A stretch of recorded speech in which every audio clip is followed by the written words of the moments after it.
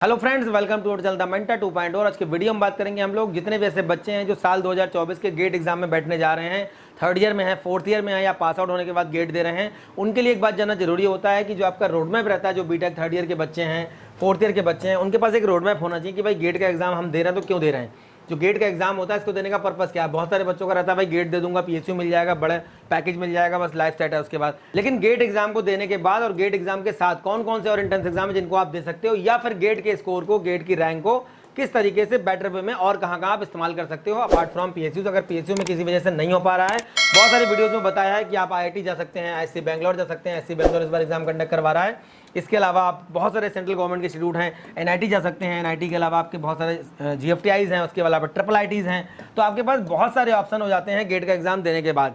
बस आपको डिसाइड ये करना है कि आपको जॉब करना है, या आपको हायर स्टडीज में जाना है, या आपको टीचिंग में जाना है। बहुत सारे ऑप्शन आपके लिए खुल जाते हैं। तो ये सारी चीज़ें डिसाइड करने के लिए आज के वीडियो में हम लोग बात करने वाले हैं किस तरीके से बीटेक के जो स्टूडेंट हैं, थर्ड ईयर के, फोर्थ ईयर के या फाइनल ईयर करने के बाद जो गेट देने जा रहे हैं, पहली बार जो गेट में बैठ रहे हैं, उनका कन्फ्यूजन बहुत ज़्यादा रहता है। साल 2024 के बच्चों के लिए गेट के हम लोग ई बुक तैयार कर रहे हैं। उस ई बुक में सारे जो पीएसयूज हैं, प्रीवियस ईयर के 3 साल के जो आपके आईआईटीज, एनआईटीज, ट्रिपल आईटीज जो कट ऑफ है, वो सारा आपको देखने को मिल जाएगा। जैसे ही आपका गेट का रिजल्ट आएगा, ई बुक हम आपको चैनल के माध्यम से दे देंगे, उसको आप फ्री ऑफ कॉस्ट डाउनलोड कर सकते हैं। उस ई बुक को डाउनलोड करने के बाद चाहे आप पीएसयू में जाना चाहते हैं, चाहे आप आईआईटीज में जाना चाहते हैं, एनआईटीज में एमएस करना चाहते हैं, एमटेक करना चाहते हैं, या किसी हायर स्टडीज के जो कॉलेज में है आप जाना चाहते हैं, तो वो सारी चीज़ें आपको उसमें देखने को मिल जाएंगी। वो ई बुक आपको रिजल्ट के बाद इस पर मिल जाएगी। सबसे पहले बात कर लेते हैं बच्चों के टारगेट क्या क्या रहते हैं। बच्चों का टारगेट रहता है, देखिए यहाँ पे जॉब, कौन कौन सी जॉब करना चाहता है बच्चा, गवर्नमेंट जॉब, प्राइवेट जॉब। अब गवर्नमेंट जॉब में जाना है तो कहाँ जाएगा, पीएसयू जाएगा। जितने भी आपके स्टेट पीएसयू हैं, जितने भी आपके सेंट्रल पीएसयू हैं, यहाँ पे बच्चा जॉब के लिए अप्रोच करेगा अगर उसका अच्छा रैंक आ जाता है तो। प्राइवेट जॉब में क्या कट ऑफ रहता है वो भी हम लोग डिस्कस कर लेंगे। प्राइवेट में भी अगर आपका 30 से 40 नंबर के बीच में आ जाते हैं, तब भी बहुत सारी प्राइवेट कंपनीज हैं जो आपको ऑफर करती हैं, आपके कैंपस में आने के बाद भी रिक्रूट करती हैं। इसके अलावा कैंपस में जब ड्राइव होता है, जब कैंपस में आपका प्लेसमेंट होगा पीजी कोर्सेज के लिए, तो पीजी कोर्सेज में भी गेट के स्कोर को देखा जाता है कहीं ना कहीं। या फिर अगर आप यूजी में हैं, जैसे मान लीजिए बीटेक थर्ड ईयर में है और आपने गेट क्वालिफाई कर लिया, बीटेक थर्ड ईयर में रहते हैं आपने गेट क्वालिफाई कर लिया, तो जब फाइनल ईयर में आपके पास कंपनीज आएंगी कैंपस में, तो वो देखेंगे कि इस बच्चे ने गेट क्वालिफाई किया, तो कहीं ना कहीं उसका फायदा आपको मिल जाएगा। इसके अलावा अगर आप हायर स्टडीज में जाना चाहते हो तो हायर स्टडीज के लिए क्या करना होगा, एमटेक, एमएस, पीएचडी या फिर एमबीए, पीजीडीएम। अब पीजीडीएम के लिए जो आपका डिप्लोमा कोर्सेज रहते हैं, उसके लिए निट्टी मुंबई आपका सबसे जबरदस्त कॉलेज माना जाता है। निट्टी मुंबई इस समय आपका आईएम मुंबई बना दिया गया है। बहुत ही जबरदस्त आपका इंस्टीट्यूट है। लगभग 40 से 50 लाख के आसपास आपका हाईएस्ट पैकेज रहता है। एवरेज पैकेज आपका 15 से 20 लाख मिल जाता है। अगर आपको इस कॉलेज से इंटर्नशिप मिल जाती है तो इंटर्नशिप में भी 2 से 3 लाख आपको आराम से मिल जाता है। तो मोस्ट ऑफ द कैंडिडेट जो है गेट क्वालिफाई करते हैं वो एससी बैंगलोर, निट्टी मुंबई जैसे कॉलेज को प्रेफरेंस देते हैं, जबकि उनको पीएसयू में जॉब मिल रहा होता है, लेकिन उसके बावजूद भी वो हायर स्टडीज के लिए तो निट्टी मुंबई ऑप्ट करेंगे या फिर एससी बैंगलोर जाएंगे, या फिर किसी आईआईटी बॉम्बे, आईआईटी मद्रास वगैरह से, मतलब अच्छे आईआईटी से वो एमटेक, एमएस करना ज़्यादा प्रेफर करते हैं एज कंपेरिजन टू जॉब। तो ये बच्चों पर डिपेंड करता है कि अगर फैमिली बैकग्राउंड का स्ट्रॉन्ग है, फैमिली से प्रेशर बहुत ज़्यादा नहीं है, तो वो हायर स्टडीज़ को प्रेफर करते हैं। अगर फैमिली से प्रेशर है, लोन वगैरह रखा है, तो उसके लिए उनको जॉब को प्रेफरेंस देनी होती है गेट क्वालिफाई करने के बाद। तो यहाँ पे आपका जो हायर स्टडीज़ के लिए एमटेक है, एमएस है, पीएचडी है। इसके अलावा गेट के स्कोर से आप फॉरेन की कई सारी यूनिवर्सिटीज़ हैं, वहाँ पर भी आप जा सकते हैं एमटेक, एमएस करने के लिए।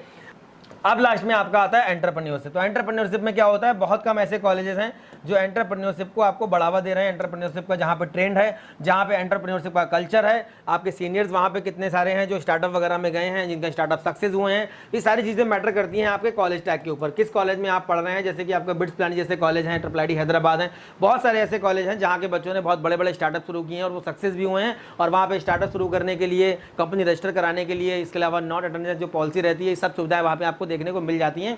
तो ये सभी कॉलेजेस में नहीं रहता है। एंटरप्रेन्योरशिप में आप तभी जा सकते हैं जब आपको कॉलेज या अपने सीनियर जो भी आपका ग्रुप रहेगा वहां से अगर थोड़ा बहुत सपोर्ट मिलेगा, तो आप एंटरप्रेन्योरशिप में जा सकते हैं। इसके अलावा फिर आप गवर्नमेंट जॉब में जब बच्चा जाना चाहता है गेट क्वालिफाई करने के बाद, तो गवर्नमेंट जॉब में जाने के लिए क्या होता है, आपके महारत्न है, नवरत्न है, मिनी रत्न है, ये कंपनीज हैं जो आपका गेट के स्कोर को एक्सेप्ट करती हैं। अब यहाँ पे जाने के तरीके क्या क्या हैं, नवरत्न में, महारत्न में, मिनी रत्न में जाने का तरीका क्या है। एक तो गेट का स्कोर एक्सेप्ट करते हैं, ये आपका इंटरव्यू लेंगे। अगर आपका गेट का स्कोर अच्छा है तो आप अपना गेट के स्कोर से यहाँ पे अप्लाई करेंगे। अप्लाई करने के बाद आपका जो है कॉल आएगा, कॉल के बाद आपका इंटरव्यू होगा, और या फिर अपना ये रिटन एग्जाम करवाते हैं। बहुत सारी कंपनीज जो रिटन एग्जाम करवाती हैं। दो तरीके आपके पास हैं, या तो आप गेट का स्कोर कार्ड दिखा करके आपके इंटरव्यू दीजिए, या फिर दूसरा तरीका है कि आप अपना रिटन एग्जाम दीजिए। यहाँ पे क्वालिफाई करने के बाद आप यहाँ पे जॉब कर सकते हैं।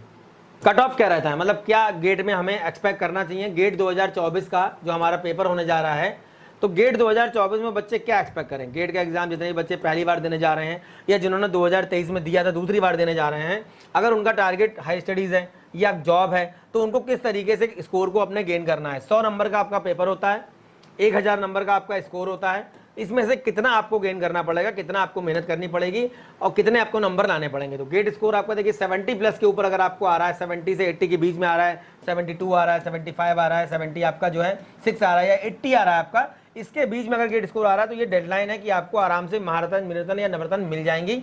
बाकी डिपेंड करता है आपके इंटरव्यू के ऊपर और ये भी डिपेंड करता है कि आप किस ब्रांच से दे रहे हैं। जैसे आपके ब्रांच का कट ऑफ बहुत कम गया है, किसी ब्रांच का कट ऑफ मान लीजिए 18 गया है, किसी ब्रांच का कट ऑफ मान लीजिए 30 गया है, आप किसी ब्रांच का कट ऑफ मान लीजिए 30 गया है, तो ये 30 कट ऑफ जिसका गया है वहाँ पे 70 में थोड़ा दिक्कत है कि हो सकता है आपको शॉर्टलिस्ट ना किया जाए, आपको इंटरव्यू के लिए ना बुलाया जाए। लेकिन अगर आपका कट ऑफ किसी ब्रांच का मान लीजिए 18 गया है तो 18 या 20 कट ऑफ गया हुआ, आपके 70-75 मार्क्स आ रहे हैं, तो वो आपका सेफ स्कोर है कि आपको महारत्न, नवरत्न, मिनरत्न में कहीं ना कहीं कॉल आ जाएगा और जॉब आपको मिल जाएगी। और बाकी मिलने वाले बच्चे ऐसे भी जिनको 55 नंबर पे भी आराम से सेंट्रल रेलवे इंफॉर्मेशन सिस्टम में जॉब मिल गई है। इस साल बच्चे जॉब कर रहे हैं वहाँ पे, पिछले साल मतलब गए हैं, इस साल जॉब कर रहे हैं। तो 55 नंबर वाले जनरल कैंडिडेट को सेंट्रल रेलवे इंफॉर्मेशन सिस्टम में जॉब मिली है गेट स्कोर के थ्रू। तो मिलने को तो 55 नंबर वाले को ही मिल जाती है, बाकी अगर इन कंपनीज में आपको जाना ही जाना है तो आपको 70 नंबर लेकर के आना होगा। इसके अलावा प्राइवेट जॉब के लिए लगभग 30 से 40 के बीच में अगर आपके नंबर आ रहे हैं, हालांकि 30 नंबर वाले बच्चे को कोई ना कोई IIT NIT भी मिल जाएगा, लेकिन अगर इसको जॉब ही करनी है तो कई सारी प्राइवेट कंपनीज हैं जो आपके कैंपस में प्लेसमेंट के लिए ड्राइव करती हैं या फिर जो आप डायरेक्ट आप इंटरव्यू दे रहे हैं तो वहाँ पर आपको इसका फायदा मिल जाएगा गेट के स्कोर का। अब बात करते हैं हायर स्टडीज़ की। तो हायर स्टडीज़ में अगर आप जाना चाहते हैं तो आपके जो ओल्ड IITs हैं उनके लिए आपका 55 से 60 के बीच में आपका नंबर चल जाएगा। 55 से 60 के बीच में अगर आपके नंबर हैं मिल जाएंगे। अब डिपेंड करता है कि आप अपने कोर सब्जेक्ट में जा रहे हैं या कोई इंटर डिसिप्लिनरी प्रोग्राम वहाँ पे ले लेते हैं, किसी और ब्रांच में ऑप्ट कर लेते हैं। तो ये सारी चीज़ें कंप्रोमाइज़ करना आपके ऊपर डिपेंड करता है कि आपको अगर मन का ब्रांच नहीं मिल पा रहा, जैसे किसी बच्चे को मान लीजिए IISM धनबाद में अच्छा ब्रांच मिल रहा है और IIT बॉम्बे के अंदर उसको उतना अच्छा ब्रांच नहीं मिल रहा है, तो डिपेंड करता है कि आपको कॉलेज का टैग चाहिए या अपने मन का डिपार्टमेंट चाहिए। तो ये सारी चीज़ें आपको डिसाइड करनी होंगी काउंसलिंग के टाइम पे। काउंसलिंग के लिए आपका कोप का पोर्टल बना हुआ है जो कि आपके IITs के लिए होता है, उसके अलावा आपका NIT के लिए, IIIT के लिए, GFTI के लिए CCMT का पोर्टल है। ये सारे पोर्टल के ऊपर डिटेल वीडियो आपके द मंडे 2.0 चैनल पे पड़े हुए हैं, आप उसको जाकर के देख सकते हैं। जब भी आपका गेट का रिजल्ट आएगा तो उस पर हम डिटेल वीडियो फिर से आपको बना के दे देंगे। उसके बाद आपके न्यू IITs हैं, अदर आपके NITs हैं और अदर आपके जो कॉलेज हैं GFTIs हैं, सेंट्रल गवर्नमेंट के कॉलेज हैं, यहाँ पे आपका 40 से 50 नंबर के बीच में आपका आराम से हो जाएगा अगर आपको हाई स्टडीज़ में जाना है तो। ये डिसाइड करना है आपको 30 नंबर लाने के बाद आप प्राइवेट सेक्टर में जॉब करना चाहते हो या 40, 50, 60 नंबर लाने पे आपको हाई स्टडीज़ में जाना है, MS करना है, MTech करना है, PhD करना है IITs में या NITs वगैरह में MTech करने के लिए आप जाना चाहते हैं, ये आप पे डिपेंड करता है। अब बात करते हैं निट्टी मुंबई। अब निट्टी मुंबई के लिए क्या रहता है भाई, निट्टी मुंबई में बहुत सारे बच्चे PGDM करने के लिए जाते हैं, पोस्ट ग्रेजुएशन डिप्लोमा ये करवाता है, PGDISM है, यहाँ पे कई सारे डिप्लोमा हैं। तो यहाँ के लिए आपको 60 से 70 नंबर चाहिए होंगे, लेकिन फिलहाल ये IIM मुंबई अब हो गया है, इसको अब हम लोग Indian institute of management Bombay बोलेंगे। ये IIM बॉम्बे अब हो गया है, जैसे IIT बॉम्बे है, तो इसका रुतबा अब और ज़्यादा बढ़ गया है। पहले तो था ही रेपुटेड कॉलेज बहुत अच्छा। 60 से 70 नंबर आपका होना चाहिए। इसके अलावा आपका 10th का, 12th का, इसके अलावा BTech का, उसके बाद बहुत आपका गेट का, ये सब कुछ यहाँ पे आपका देखा जाएगा। उसके बाद आपका इंटरव्यू, सब कुछ आपका देखा जाएगा, तब जाके निट्टी मुंबई में आपको डिप्लोमा करने को मिलेगा। लेकिन पैकेज वगैरह बहुत अच्छे लग जाते हैं, इंटर्नशिप वगैरह बहुत अच्छी यहाँ से लग जाती है। अब देख लेते हैं कौन कौन सी हमारी कंपनीज है जहाँ पे हमको जॉब मिलेगी गेट क्वालिफाई करने के बाद। तो सबसे पहले महारत्न, जिसमें आपका NTPC है, भेल है, BPCL है, ONGC है, सेल है, steel authority of India, IOCL आपका इंडियन ऑयल कॉर्पोरेशन लिमिटेड, उसके बाद आपका HPCL Hindustan petroleum corporation limited, उसके बाद GAIL gas authority of India limited, उसके बाद पावर ग्रिड, उसके बाद आपका कोल इंडिया लिमिटेड। तो ये हमारी कंपनीज हैं जो महारत्न में आती हैं।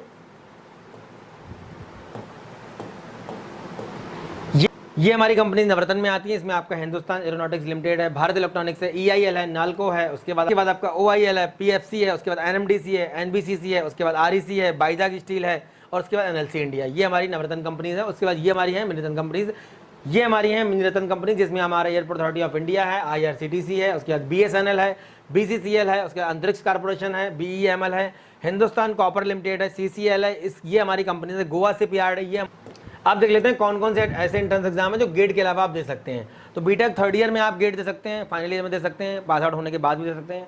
लेकिन गेट के अलावा अगर आप कोई और एग्जाम देना चाहते हैं तो इसरो का एग्जाम होता है, ये आप दे सकते हैं। साइंटिस्ट बी के लिए बहुत अच्छी पोस्ट यहाँ पे आती है, कई सारे बच्चे यहाँ पे गए हैं। बार्क में आता है साइंटिस्ट के लिए आपकी पोस्ट, यहाँ पे आप जा सकते हैं। यहाँ पे जो साइंस वाले बच्चे हैं उनके लिए भी आता है, इंजीनियरिंग वाले बच्चे हैं उनके लिए भी आता है।